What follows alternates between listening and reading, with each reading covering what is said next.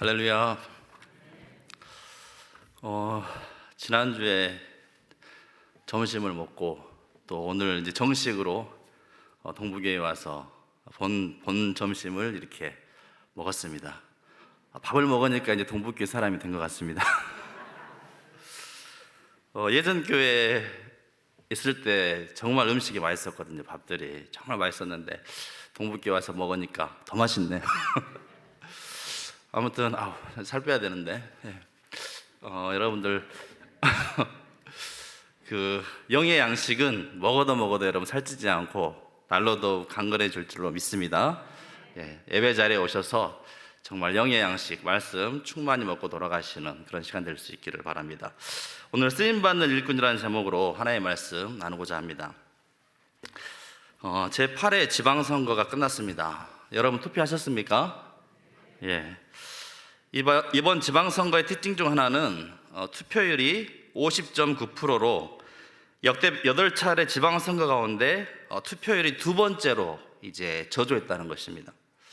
이에 대해서 이제 원인 분석을 살펴보니까 대선이 끝난 지 불과 2달밖에 되지 않은 그런 상태여서 상대적으로 피로감이 쌓여서 그랬을 것이다 라는 이러한 견해들과 또 선거 기간 동안 내내 국민의힘 또 민주당 각 당에 계속되는 다툼 또 여러 내용들로 인해서 유권자들이 실망감이 팽배해져서 투표장에 나오지 않는 게 아니냐 하는 이런 분석들이 이제 주를 이루고 있었습니다.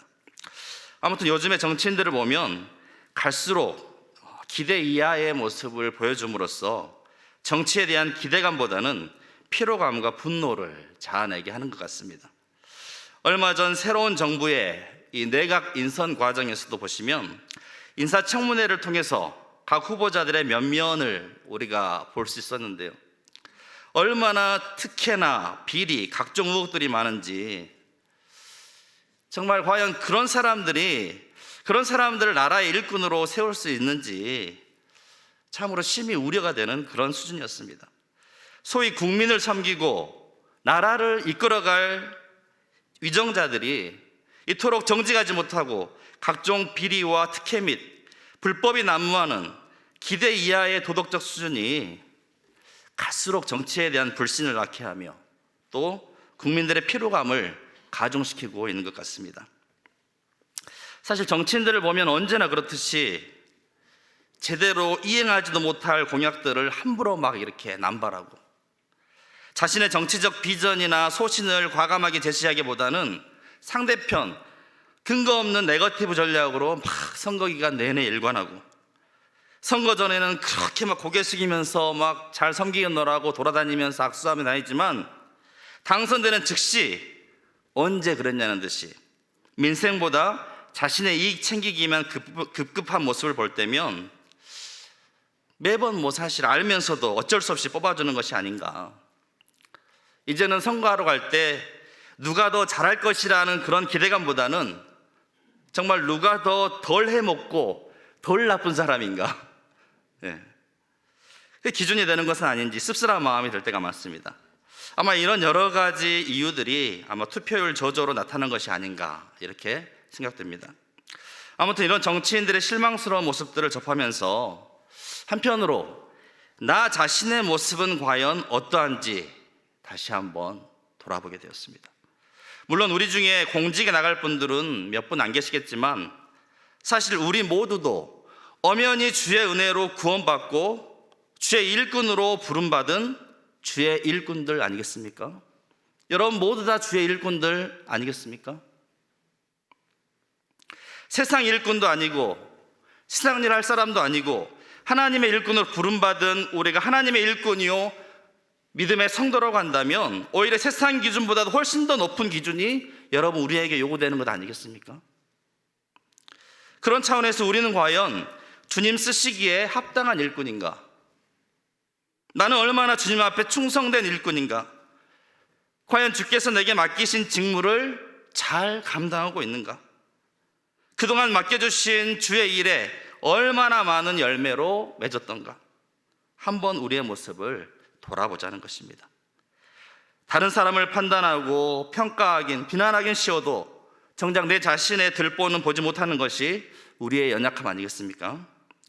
그래서 오늘 말씀을 통해서 주의 부르심 받은 일꾼으로서 정말 주님께서 기뻐 쓰실 일꾼의 모습은 어떠한지, 오늘 본문을 비롯하여서 성경 여러 곳에 소개되고 있는 주의 일꾼된 자로서의 바람직한 모습이 무엇인지 이 시간 함께 살펴보기를 원합니다.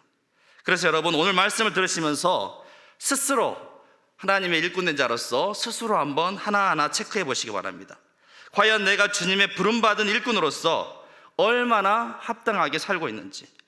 그래서 혹여 미흡하고 부족했던 부분이 있다고 한다면 반성하고, 이후로는 정말 주님께서 귀하게 쓰임받는 일꾼된 자로서 하나님 앞에 영광 돌릴 수 있기를 간절히 소원합니다. 첫 번째는, 주님께 쓰임받는 일꾼은 자신을 부르신 소명을 아는 자입니다. 나를 부르신 하나님의 소명을 아는 자입니다. 오스 기니스의 소명이라는 책에 보면 오늘날 현대인들의 고민은 우리가 너무나 많은 것을 소유하고 있지만 삶의 목적은 너무 빈약하다는 것이다 라고 말하면서 오늘날 대부분 물질적으로는 풍요롭지만 영적으로는 빈곤한 상태에 있음을 지적하고 있습니다. 톨스토이의 말을 인용하면서 말하기를, 과학이 무의미한 이유는 우리에게 가장 중요하고 유일한 질문, 즉 우리는 무엇을 할 것이며 어떻게 살 것인지에 대해 아무런 대답을 주지 못하기 때문이다. 과학이 훌륭한 것이지만 그것이 우리가 어떻게, 무엇을 하며 어떻게 살 것인지에 대해서 아무런 대답을 주지 못한다는 것입니다. 결국에는 자본주의도 마찬가지고 세상의 과학, 기술, 교통, 여러 기술의 발달들 또한 이 왜라는 질문에 어느 하나 만족스러운 답을 주지 못하고 있다고 말합니다. 다 부차적인 요소들 뿐이지 의미의 근원이 될 수 없다는 것입니다. 그러면서 삶의 목적에 대한 대답으로서 소명에 응답하는 것보다 더 깊고 만족스러운 대답은 없다라고 말하면서 소명에 대해서 다음과 같이 정의하고 있습니다. 소명이란 하나님이 우리를 그분께로 부르셨기에 우리의 존재 전체, 우리의 행위 전체, 우리 소유 전체가 특별한 헌신과 역동성으로 그분의 소원에 응답하여 그분을 섬기는 데 투자된다는 진리다라고 정의하고 있습니다. 이번 주에 제가 어떤 목사님 설교를 듣는 중에 이 윤동주의 십자가에 대해서 다시금 이렇게 해석하는 그러한 내용을 제가 들을 수 있었는데, 그 말씀을 들으면서 아주 신선한 충격을 받았습니다. 여러분, 십자가라는 그 시를 잘 아실 것입니다. 내용은 이렇습니다. 쫓아오던 햇빛인데 지금 교회당 꼭대기 십자가에 걸렸습니다. 첨탑이 저렇게도 높은데 어떻게 올라갈 수 있을까요? 종소리도 들려오지 않는데 휘파람이나 불며 서성거리다가 괴로웠던 사나이 행복한 예수 그리스도에게처럼 십자가가 허락된다면 모가지를 들이우고 꽃처럼 피어나는 피를 어두워가는 하늘 밑에 조용히 흘리겠습니다. 여기에서 예수를 괴로웠던 사나이, 행복한 예수라고 서로 상반되게 표현하고 있는데, 이것의 의미는 예수는 끔찍한 십자가를 제함했던 괴로웠던 사나이였다는 것입니다. 그런데 한편으로 그 십자가를 통한 인류 구원의 부르심의 그 소명 앞에 자신의 삶을 기꺼이 드리는, 자기 자신의 전부를 기꺼이 드리는 행복한 예수였다고 역설적으로 이해하고 있습니다. 자신의 소명을 알고 이 땅 가운데 자신을 보내신 하나님의 뜻을 온전히 그 삶을 통해서 이름으로 말미암아 괴로웠던 사나이가 아니라 행복한 예수 그리스도라고, 그 십자가를 지심이 오히려 행복한 예수 그리스도의 길이었다고 이야기하고 있습니다.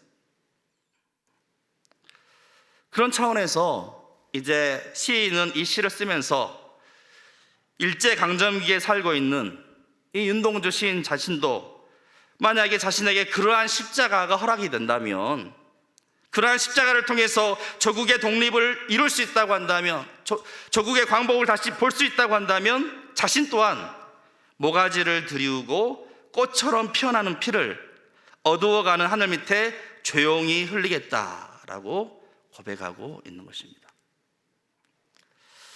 그런데 오늘날 크리스찬들의 모습을 보면 이러한 소명의식 없이 신앙생활을 하는 경우가 많습니다. 그래서 쉽게 말해 예수 잘 믿고 복받아서 이 땅에서 정말 풍요롭게 잘 살고 나중에 죽어서도 천국 가면 그만이다. 좀 심하게 말하면 이런 식인데, 여기에는 인생의 궁극적인 질문인 왜라는 질문에 대한 답변을 찾을 수가 없습니다. 내가 왜 이 땅에 태어났는가? 내 인생의 목적은 무엇인가에 대한 속 시원한 대답을 찾을 수 없다는 것입니다. 그런 의미에서 예수님께서 십자가에 달리시고 십자가상에서 마지막으로 하셨던 말씀, 다 이루었다. 네, 마지막으로 다 이루었다. 이것이 얼마나 중요한 삶의 본질적인 답변이며 그 말씀 가운데 담긴 그 소명을 다 이루신 예수 그리스도의 고백이 얼마나 고귀한 것인지 새삼 깨닫게 되었습니다. 오늘 본문 23절 하반절 말씀에도 보시면 사도 바울도 자신을 부르신 그 소명에 대해서 말하길, 나 바울은 이 복음의 일꾼이 되었노라. 나 바울은 이 복음의 일꾼이 되었노라고 말하고 있습니다. 이는 바울이 얼마나 복음의 일꾼으로서의 소명의식이 충만했는지를 보여줍니다. 사실 바울의 삶은 복음의 일꾼으로서의 삶 그 자체였습니다. 그는 다메섹 도상에서 부활하신 예수님을 만난 후 오직 복음 전파의 일생을 다 바쳤습니다. 복음을 위해서라면 어떠한 희생도 마다하지 않았습니다. 심지어 죽음조차도 두려워하지 않았습니다. 복음은 바울에게 있어서 전부였습니다. 자신의 온 인생을 다 바쳐도 전혀 아까울 것이 없는 전부였습니다. 그렇다면 여러분의 소명, 여러분을 부르신 부르심은 과연 어디에 있습니까? 바울만이 복음의 일꾼이겠습니까? 바울만이 복음의 일꾼으로 부르심을 받은 것입니까? 바울만 하나님께서 특별히 부르신 것이고 우리는 아무 목적도 없이 그저 부르신 것일까요? 들러리로? 그렇지 않습니다. 하나님은 우리를 거룩하고 흠없는 삶을 살기 위해 우리를 택하시고 부르시고 하나님을 영화롭게 하여서 우리 모두를 다 불러주신 것입니다. 또 이 시대 가운데 복음의 일꾼으로 마땅히 우리 또한 하나님께서는 부르셨습니다.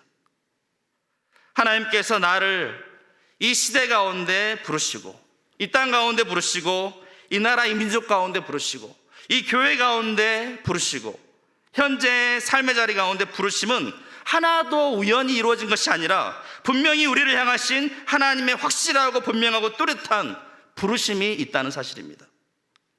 여러분이 교회에서 여러 직분을 맡고 또 세상 가운데서 각자 은사에 따라서 생업들을 이어가시는 일에도 모두 다 하나님의 부르심이 있는 것입니다. 그 부르심을 아는 자가 하나님께 쓰임받는 합당한 일꾼이 될 수 있는 것입니다. 따라서 단순히 돈이나 세속적 욕망에 이끌려서 그때그때마다 기회주의적인 자세로 그런 자세로 살아가는 삶이 아니라 나를 부르신 하나님의 소명을 따라서 살아가는 사람, 그 부르심 앞에 거룩한 삶으로 하나님의 영광을 나타내길 원하는 사람, 내게 허락하신 삶의 자리 가운데 내게 주신 일이, 내게 주신 은사가 또 그 모든 일들이 다 성직임을 깨닫고 그 일에 성실하게 충성을 다한 사람, 그 사람이 곧 하나님께 귀하게 쓰임받는 일꾼이 된다는 것입니다. 이 부르심에 아멘으로 응답할 수 있는 우리 모두가 다 되실 수 있기를 바랍니다. 두 번째, 주님께 쓰임받는 일꾼은 깨끗한 사람입니다. 깨끗한 사람. 디모데후서 2장 20절에 큰 집에는 금그릇과 은그릇뿐 아니라 나무그릇과 질그릇도 있어 귀하게 쓰는 것도 있고 천하게 쓰는 것도 있나니 그러므로 누구든지 이런 것에서 자기를 깨끗하게 하면 귀히 쓰는 그릇이 되어 거룩하고 주인의 쓰심에 합당하며 모든 선한 일에 준비함이 되리라 라고 말씀하셨습니다. 여러분, 사람은 누구에겐가 무슨 일인가에 쓰임을 받으면서 비로소 자신의 존재를 확인하고 보람과 기쁨을 맛보게 됩니다. 내가 누구에게 쓰임받는다는 것은 인격을 가지고 사는 인간에게 있어서 최고의 행복이고 또 삶의 보람인 것입니다. 쓰임받고 싶어도, 내가 정말 귀한 일들을 감당하고 싶어도 아무도 나를 찾지 않는다면, 아무도 나를 불러주지 않는다면 얼마나 여러분 불행하고 안타까운 일이겠습니까? 그런데 많은 그릇이 있다고 해서 다 쓰임받는다는 것은 아니라는 것이죠. 자기를 깨끗하게 해야 쓰임받는다는 것입니다. 하나님의 사람은 영혼이 깨끗해야 쓰임받을 수가 있습니다. 깨끗하게 한다는 것은 죄를 멀리하는 것이요 곧 거룩한 백성으로 사는 것입니다. 그래서 주님께서도 마태복음 5장 8절에 마음이 청결한 자는 복이 있나니 저희가 하나님을 볼 것이요. 하나님을 뵙는 사람이, 마음이 청결하여서 하나님을 뵙는 사람이 하나님으로부터 귀하게 쓰임받을 수 있는 것입니다. 그런데 우리가 익히 잘 아는 여러분 바리새인이나 서기관들을 한번 보시기 바랍니다. 당시 그들의 지식이나 삶의 수준들을 볼 때면, 인간적인 관점에서 보면 다들 금수저, 은수저 그런 부류의 사람들입니다. 그들은 율법의 말씀에 박식하였으며 또한 그 율법의 말씀을 온전히 지키기 위해서 무려 613가지의 세부 항목으로 꼼꼼히 나누어서 다 지키고자 했던 그런 사람들이었습니다. 가히 넘볼 수 없는 넘사벽의 사람이었습니다.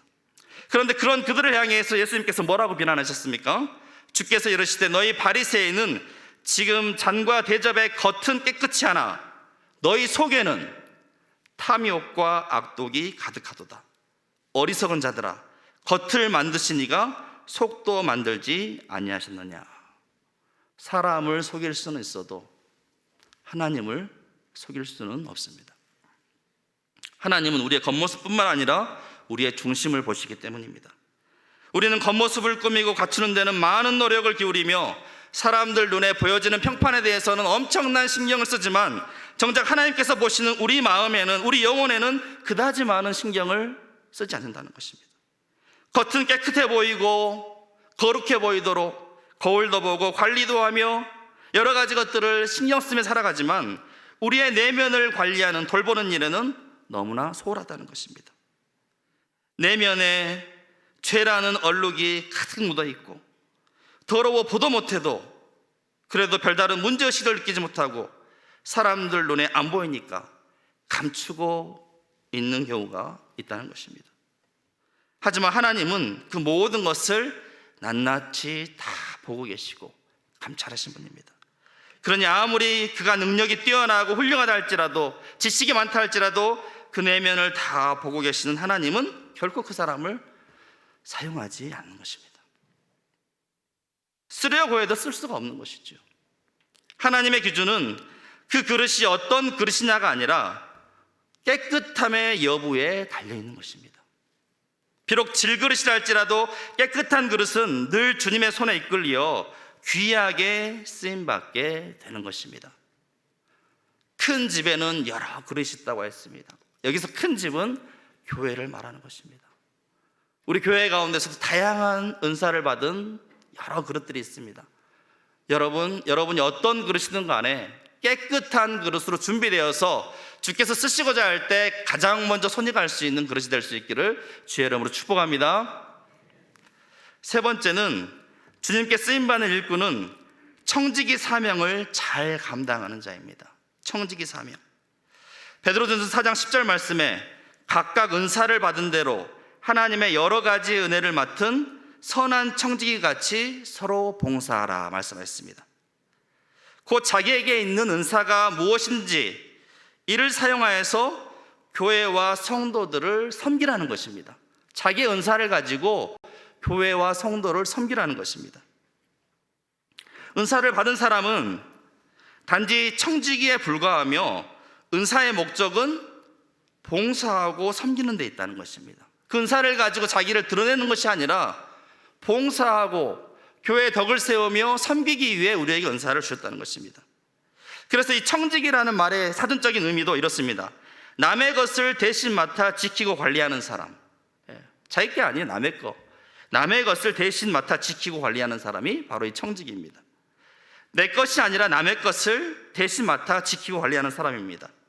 그런데 이런 청지기가 자기의 이런 역할을 망각하고 주인의 것을, 내 것도 아닌 주인의 것을 자기의 것으로 착복하고자 할 때 심각한 문제가 발생하게 되는 것입니다.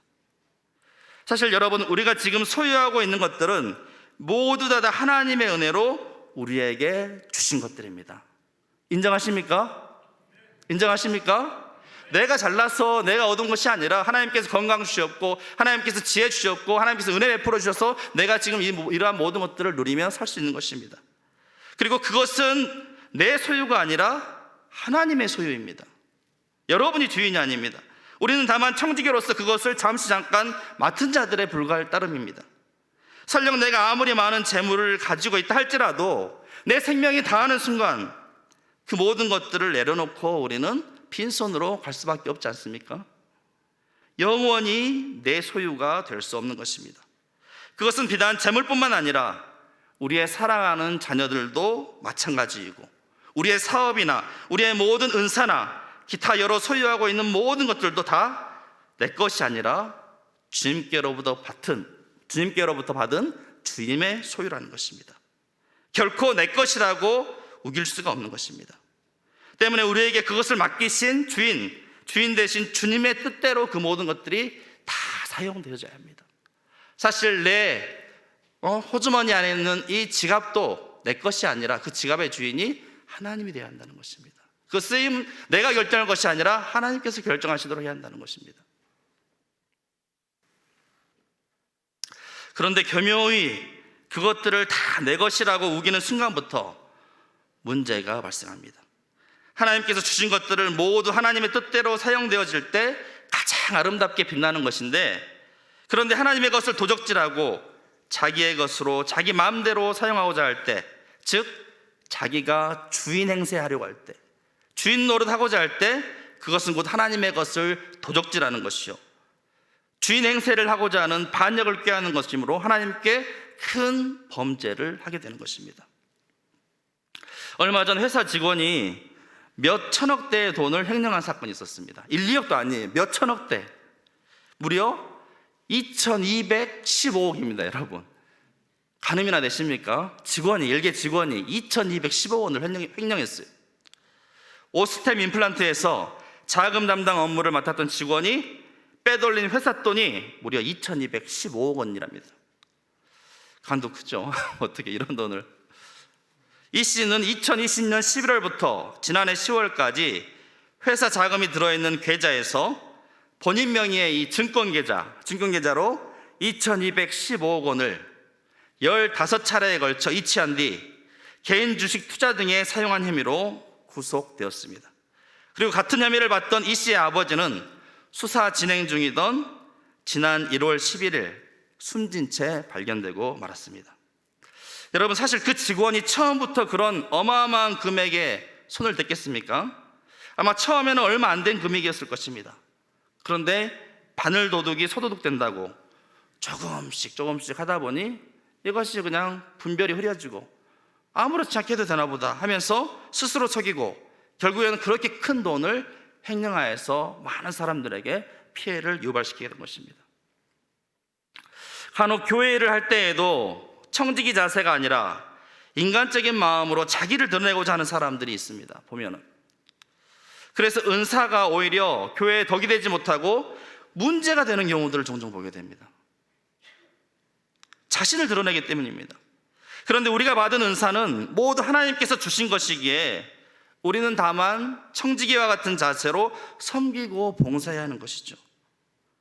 그러기에 우리는 말할 때에도 내가 하는 것이 아니라 하나님의 말씀을 하는 것과 같이 해야 되고, 청지기 때문에 봉사하려는 것도 내 힘으로 아니라 하나님의 공급하시는 힘으로 하는 것과 같이 해야 모든 것이 합력하여 선을 이루며 아름답게 이루어지는 것입니다.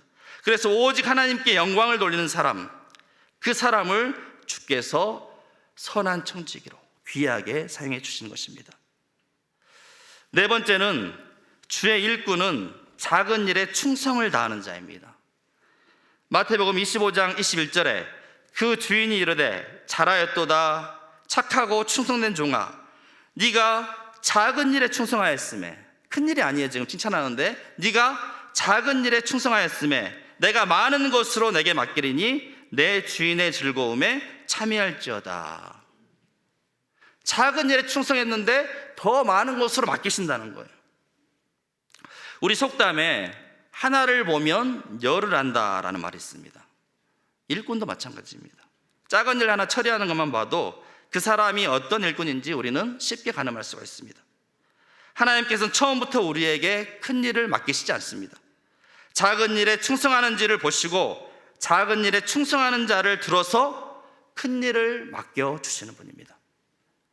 여러분, 다윗이 어떻게 해서 하나님 마음에 합한 자로서 왕으로 기름 부음 받게 되었는지 여러분 알고 계실 것입니다. 사실 다윗은 이세의 막내로서 그저 양치기에 불과한 별 볼 일 없는 그런 인생이었습니다. 그럼에도 다윗은 양치는 목자로서 주어진 일에 최선을 다해서 목숨을 걸고 임했던 것을 볼 수가 있습니다. 그 사무엘상 17장 34절 말씀해 보시면 다윗이 사울에게 말하되 주의 종이 아버지의 양을 지킬 때 사자나 곰이 와서, 사자나 곰이 왔다는 거예요. 무서운 양떼에서 새끼를 물어가면 내가 따라가서 그것을 치고 그 입에서 새끼를 건져내었고 그것이 일어나 나를 해하고자 하면 달려들면 내가 그 수염을 잡고 그것을 쳐 죽였나이다. 주의 종이 사자와 곰도 쳤은즉 살아계신 하나님의 군대를 모욕한 이 할례받지 않은 블레셋 사람이리까 그가 그 짐승의 하나와 같이 되리이다. 죽을 것이라는 거죠. 또 다윗이 이르되 여호와께서 나를 사자의 발톱과 곰의 발톱에서 건져내셨은즉 나를 이 블레셋 사람의 손에서도 건져내시리이다. 사울이 다윗에게 이르되 가라, 여호와께서 너와 함께 계시기를 원하노라. 다윗은 다만 양 지키는 목자로서 자기의 소임에 충성을 다했던 것을 볼 수가 있습니다. 자기에게 맡겨진 양을 지키기 위해서는 생명을 바쳐서라도 지켜내고자 했습니다.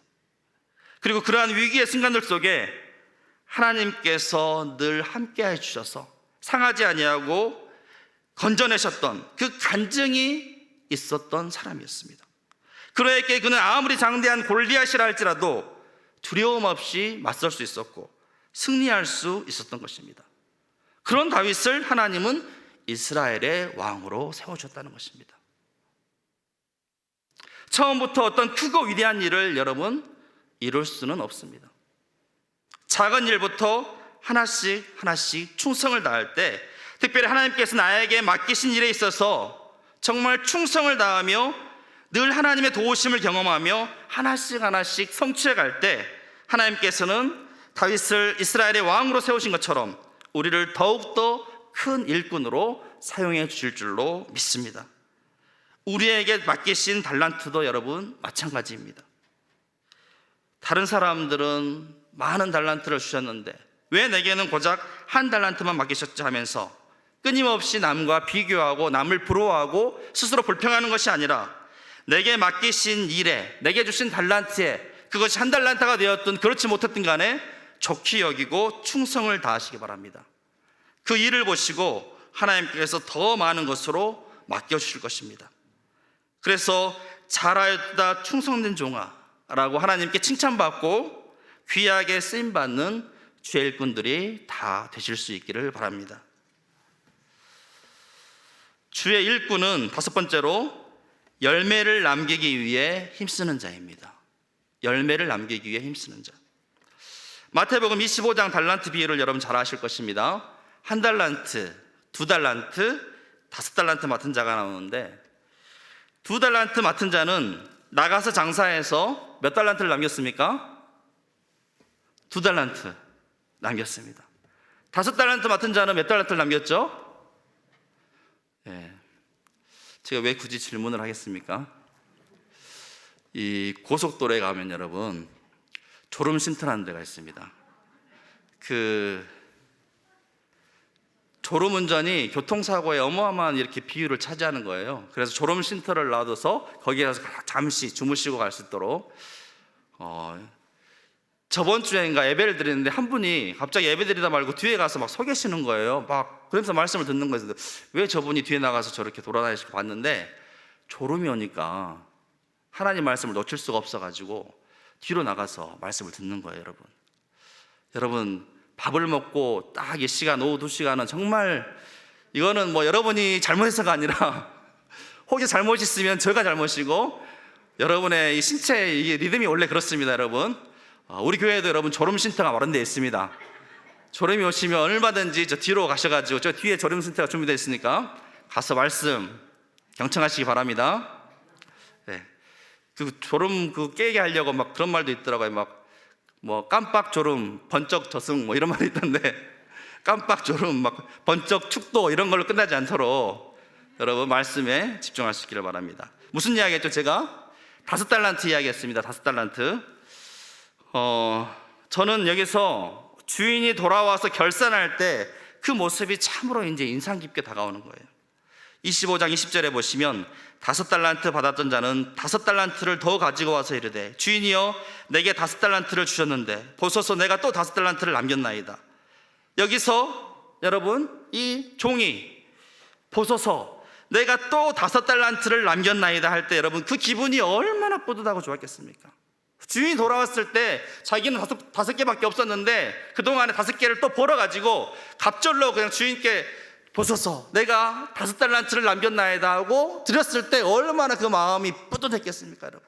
그러면서 주인이 잘하였도다 충성된 종아 인정할 때 그리고 더 많은 달란트를 맡겨주실 때 얼마나 그 자부심과 그게 여러분 컸겠습니까?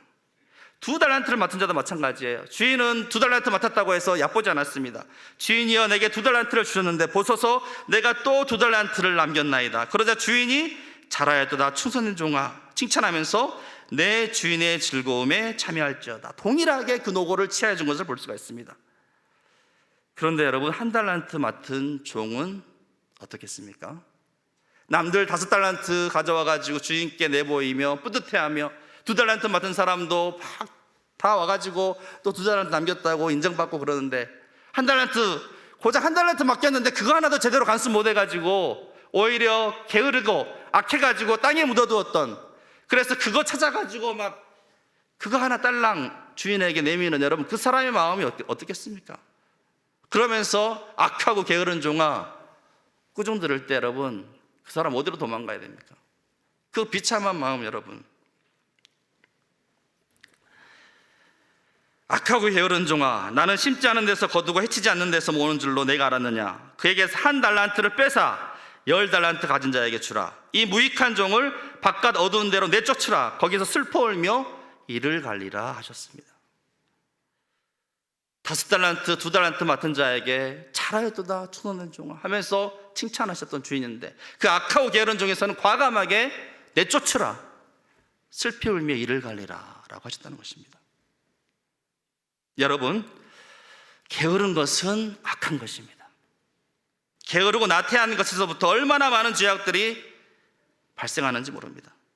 그래서 주인은 그 1달란트마저도 그 종에게서 빼앗아서 충성스러운 10달란트 맡은 자에게 준 것을 볼 수가 있습니다. 그런데 만일 여기서 비록 1달란트 맡았지만 그 1달란트 맡은 사람도 열심히 자기가 일해서 1달란트를 가지고 주님께 드릴 수 있었다고 한다면 하나님께서 뭘 했을까요? 주님께서 뭐 1달란트 가지고 그러냐? 아니요.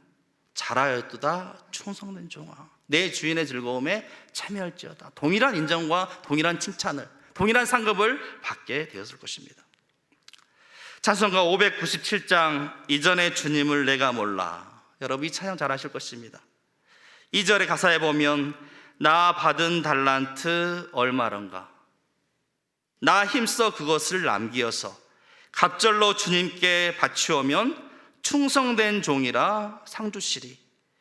4절에 나 하는 일들이 하도 적어 큰 열매 눈앞에 안 배워도 주님께 죽도록 충성하면 생명의 면류관 얻으리라. 아멘. 하나님께서 여러분 기쁘게 쓰시는 착하고 충성된 종들이 다 되실 수 있기를 바랍니다. 마지막으로 주님께서 기뻐 쓰시는 일꾼은 겸손한 자입니다. 주님은 겸손한 자를 들어쓰십니다. 교만한 자를 물리치시고 겸손한 자를 들어쓰십니다. 누가복음 17장 10절에 이와 같이 너희도 명령받은 것을 다 행한 후에 이르기를 우리는 무익한 종이라 우리가 하여야 할 일을 한 것뿐이라 할지니라.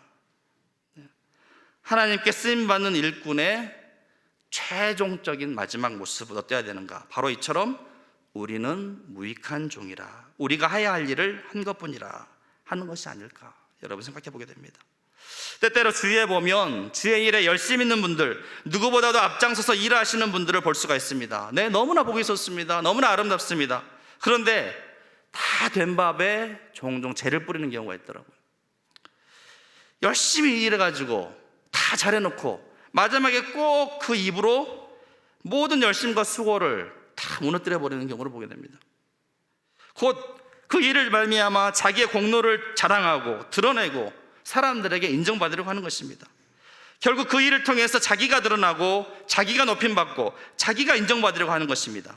그런데 이처럼 자기가 드러나고 자기가 높임받고 자기가 인정받고자 하는 곳에 절대로 하나님의 자리, 하나님의 영광은 나타날 수 없다는 것입니다.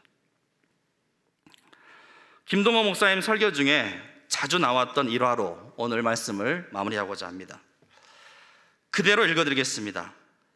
1981년 12월 마지막 주일에 23년 동안 충성스럽게 교회를 섬기신 임택진 목사님의 은퇴식이 있었다. 임택진 목사님은 내가 자라난 청량리 중앙교회 원로 목사님이셨다. 내게는 스승이며 영적인 아버지와 같은 분이다. 당시 부목사였던 내가 사회를 맡은 은퇴식에서 가장 잊을 수 없었던 것은 임택진 목사님의 마지막 인사말이었다. 목사님의 인사는 약 10초 정도밖에 되지 않았다.